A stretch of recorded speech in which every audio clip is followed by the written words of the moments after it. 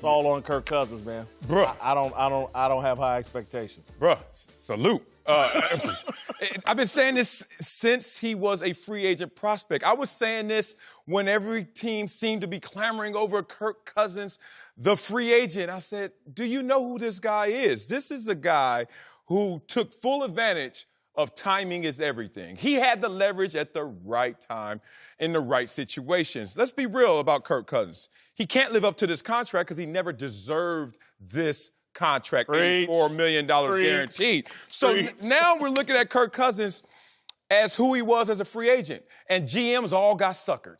The rarity of seeing a fringe franchise quarterback in the open market made them think that he was a rare prospect. No, because quarterbacks don't hit the open market, and when one does, doesn't mean that that guy is almighty. It means that maybe a team or two knows that guy is not worthy of making our franchise quarterback, Washington. So therefore, he is out there in the free agent market. I told you before how coaches used to always say, send a limousine for the guys that we want to see show up on Sundays. In this case, on a Thursday night. Send a limo.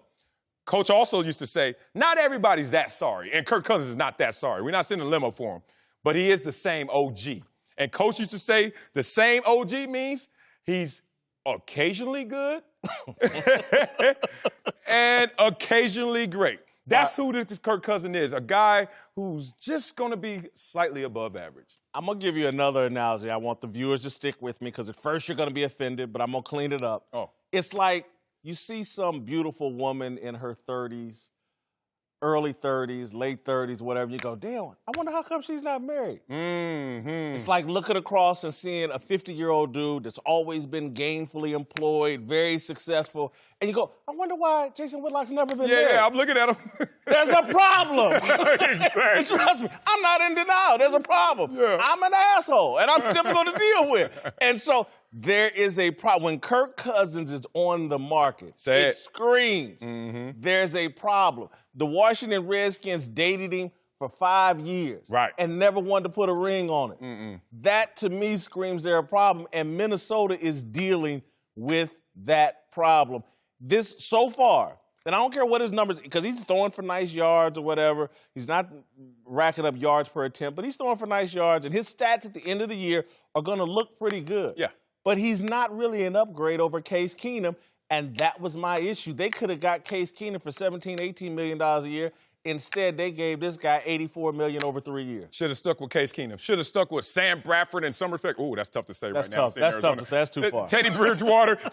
All I'm saying is that congregation of quarterbacks they had would have been better. Yeah, on the surface in terms of security, and Mike Zimmer went out there and said, hey, my job security is tied to this quarterback.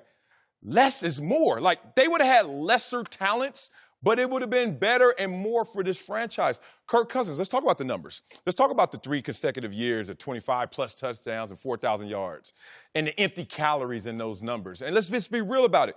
Case in point, Buffalo game last week. Against the Buffalo Bills, first half, 44 yards. Second half, finishes up with 296.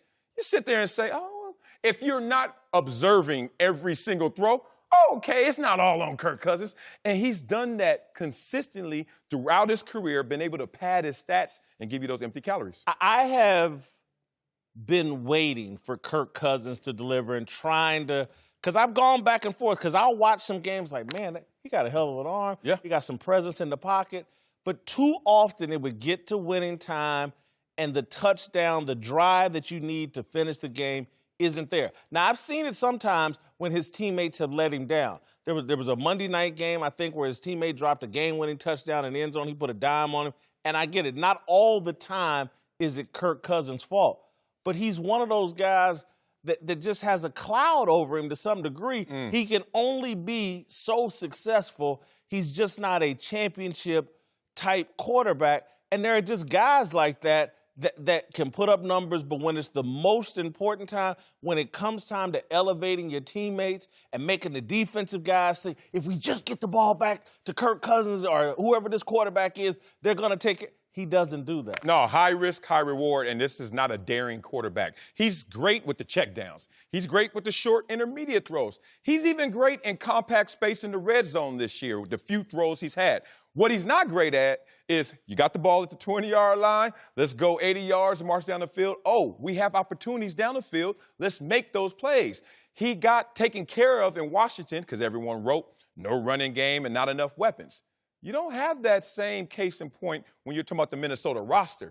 They're all not playing up to optimal level. We get that. But still, he has the weapons to take advantage of. He finds a way not to. Tonight, the Rams without their cornerbacks. Great opportunity for them to steal a victory. Amazing. But the stats are just, the trends are against them. Teams that travel 2 time zones on Thursday night are 0-6. And so I'm expecting the Los Angeles Rams, even without their cornerbacks, to take care of business tonight and put it on the Vikings. And Kirk Cousins does not collect a victory against a team 500 or above again. I expect them to lose. Yeah, I expect them to lose as well. The Rams' offense too potent. So guess what? Kirk Cousins may find himself in a hole. And we're talking about a quarterback who doesn't go down the field, who doesn't play outside the system in terms of trying to make those big plays. Going to find himself in a hole, and if he still plays structured football, they're just going to lose methodically. The Rams win easy.